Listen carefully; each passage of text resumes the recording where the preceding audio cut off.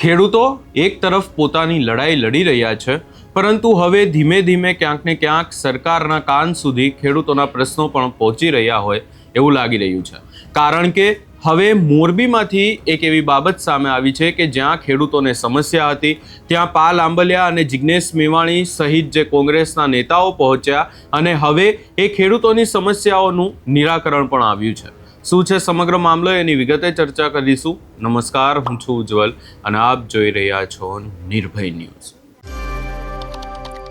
મોરબી, સુરેન્દ્રનગર તમામ જગ્યાઓએ ખેડૂતોના જે વિરોધ ચાલી રહ્યા છે એ વિરોધની વચ્ચે હવે ખેડૂતો માટે એક સારી બાબત પણ સામે આવી છે. મોરબીનું સાપકડા કે જ્યાં પાલ આંબલિયા, જિગ્નેશ મેવાણી ખેડૂતોના મુદ્દાઓને લઈને ગયા હતા, એ ખેડૂતોની મુલાકાત કરી અને હવે એમની સમસ્યાઓનું નિરાકરણ પણ આવ્યું છે અને હવે પાલ આંબલિયાનું એક સન્માન સમારોહ પણ ખેડૂતો દ્વારા રાખવામાં આવ્યું છે.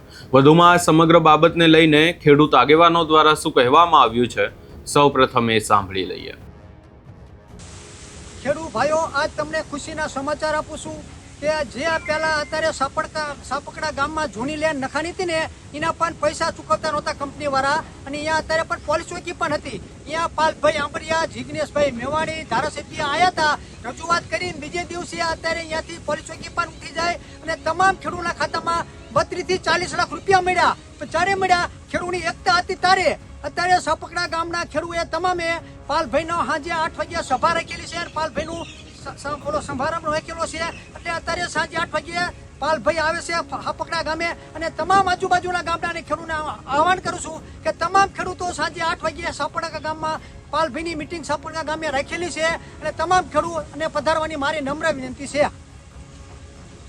ખેડૂતોને આજે સાંજે સાપકડા ગામ, તાલુકો હળવદ, જિલ્લો મોરબી, જે આ ગામના ખેડૂતો છે અગાઉની જે લાઈન હતી, લાઈન માટેની લડત હાલતી હતી, એમાં પોલીસની ચોકીઓ નખાઈ ગયેલી હતી. ત્યારે પાલભાઈ આંબલિયા અને જિગ્નેશભાઈ મેવાણી બંને આવેલા અને સાપકડામાં ખેડૂતો માટેની લડતમાં સહભાગી થઈ અને આ ચોકીઓ પણ ઉઠાવી લેવામાં આવી હતી.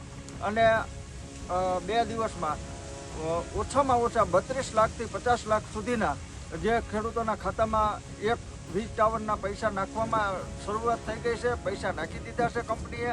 ત્યારે આ જ સાપકડાના ખેડૂતોએ રાત્રે 8:30 વાગ્યે પાલભાઈનો સન્માન સમારંભ રાખ્યો છે અને પાલભાઈ 8:30 સાપકડા તાલુકો હળવદ મુકામે આવી રહ્યા છે. એટલે બધા ફરતા ગામના જે ખેડૂતો છે એ ખેડૂતો તેમને સત્કારવા માટે એકઠા થશે અને જે ખેડૂતોની સંગઠન શક્તિ છે આવી જ રીતે સંગઠન શક્તિ રાખી અને ખેડૂતો આગળ લડશે તો અવશ્ય પરિણામ મળશે. ગમે એવી કંપની હોય મોટી, પણ એ કંપનીને પણ કાયદાકીય રીતે એને નીચું નમવું પડશે અને ખેડૂતોને જે વળતર પૂરતું છે એ પૂરતું આપવું પડશે.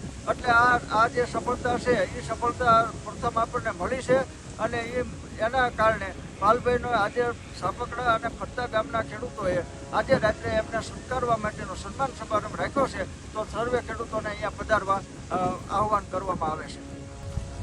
ખેડૂત ભાઈઓ, તમને ખુશીના સમાચાર જ આપું છું કે મુરી તાલુકો અને થાન તાલુકામાં જે અત્યારે વરસાદ ખેંચાતા જે તળાવ ખાલી હતા ને એ તળાવ હવે ભરવાની અત્યારે રાજુભાઈ કરપડાએ મુખ્યમંત્રીને રજૂઆત કરી હતી અને એ કાલે આપણા વાલ હવારે ચાલુ થઈ જવાના છે. કાલે 8 વાગ્યે આપણા તમામ વાલ જે છે ને પાણીના ગઢડા કોઈનો વાલ હોય, હડલા કોઈનો બાજુનો વાલ હોય, થાન બાજુના જે વાલ છે કાલે આપણા 8 વાગ્યે વાલ ચાલુ થવાની આપણને મંજૂરી આપી છે. એટલે આ ખુશીના સમાચાર છે. રાજુભાઈએ મુખ્યમંત્રી સાથે વાત કરી હતી અને કે ખેડૂતને અત્યારે તમે પાણી આપો તો વાવેતર ટાઈમસર થઈ શકે. ખેડૂતને ઢોરાના માટે ચાર પણ વાવ્યું હોય તો એના માટે પણ પાણી મીઠું જોઈએ. પાણી કારણ કે આ તરમાં ખારા છે.